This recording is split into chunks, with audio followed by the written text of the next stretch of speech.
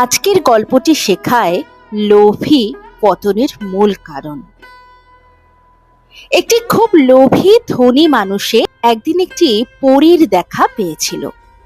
পরীর চুলের গুচ্ছ গাছের শাখায় আটকে গেলে লোভী লোকটি পরীকে সাহায্য করার বদলে তার একটি ইচ্ছে পূরণ করতে বললেন। তিনি বললেন, যা আমি স্পর্শ করব তাই যেন সোনাতে পরিণত হয়ে যায়, এবং তার এই ইচ্ছে পরী মেনে নেয়।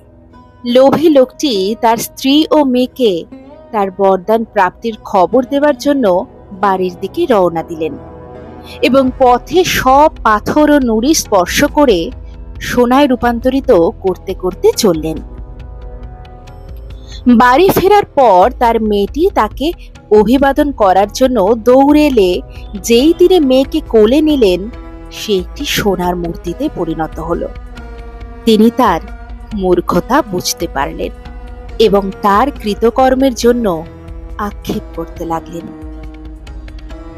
তাহলে আজকের নীতি কথা এটাই আমাদের বোঝায়, লোভ পতনের মূল কারণ। তাই লোভ না করে ভগবান আমাদের যতটুকু দিয়েছে সেটাতেই সন্তুষ্ট হওয়া আমাদের শিখতে হবে। সেটুকু নিয়েই আমাদের সন্তুষ্ট থাকতে হবে।